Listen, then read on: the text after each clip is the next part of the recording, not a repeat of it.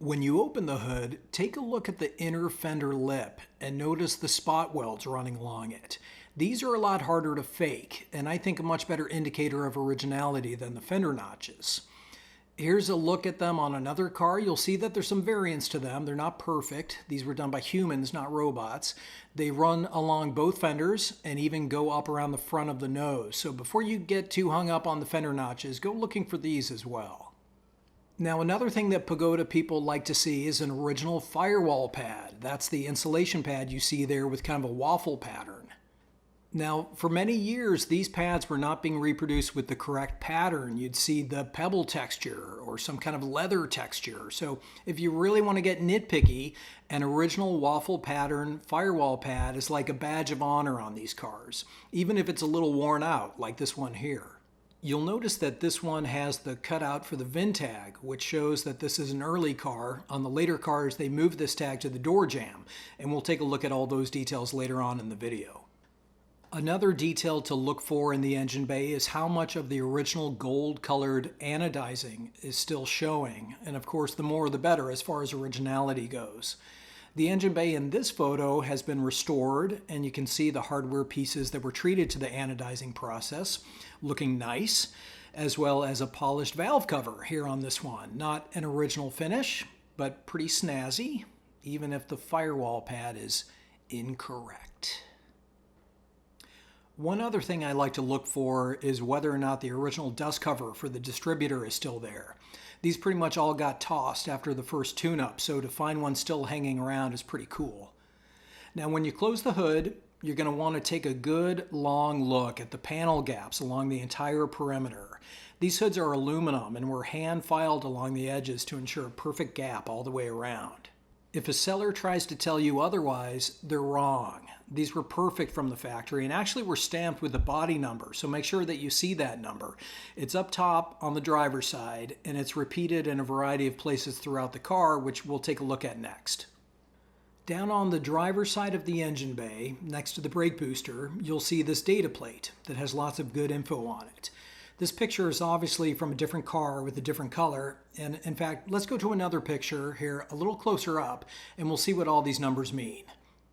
The top row here shows a partial list of the car's options, and these codes are pretty easy to decode on the internet. They're usually for things like rear window defroster or US market or Becker radio, things like that. The codes below it are for body color, and the code on the right side is for the hardtop color.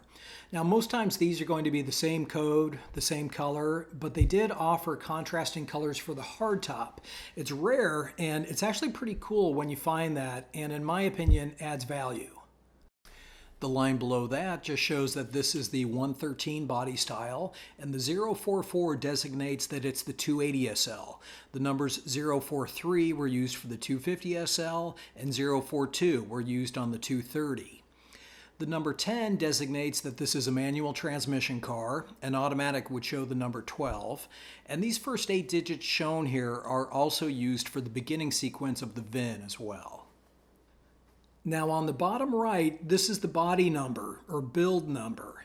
This is the number that you're going to find stamped on the hood, on the soft top lid cover, on the base of the hardtop, and even on the transmission support plate underneath the car.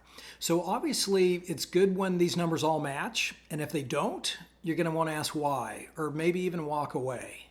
In the driver's side door jamb of the later cars, which includes all the 280 SLs, you'll find the VIN number. And at the top right, it's going to show you the date of manufacture.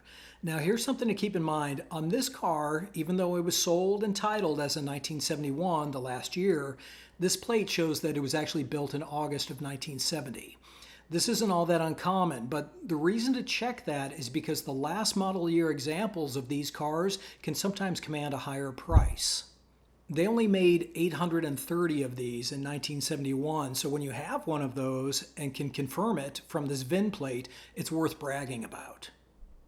Now hopefully the SL that you're going to buy comes with a lot of books and paperwork, and hopefully in that paperwork you'll find the original data card and sometimes more than one copy of it.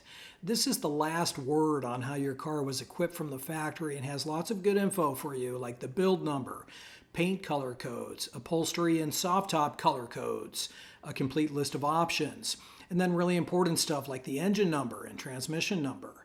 Mercedes supplied these cards with every SL that they sold, and you can still get them from Mercedes if yours is missing. This card is going to help complete the picture of the car that you're thinking about buying, and it's going to help provide you with the assurance that the car still is what it should be. Part of the reason that Pagodas are so well loved are the unique styling details everywhere you look on this car, right down to the lowly gas cap.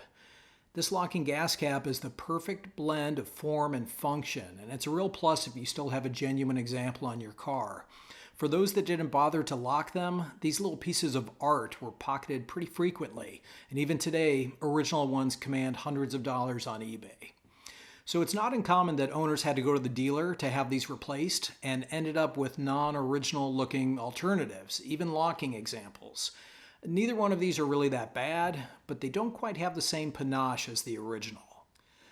Now going back to this other photo, we'll take a look at the two versions of the Taillight Designs, the all red one that you see here and the redesigned one that came out in 1969. And once again, these later designed versions with the amber corner lenses are easier to find as aftermarket replacements. So if you see this later design mounted on a pre-1969 car, you're going to want to ask why.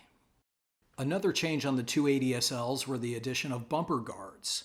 Some people like the simplicity of the plain bumper that came before, but I think that the design solution for them was pretty well executed, and I'm pretty sure we can all agree that it was much better than their first attempt that we saw on some of the 250 SLs.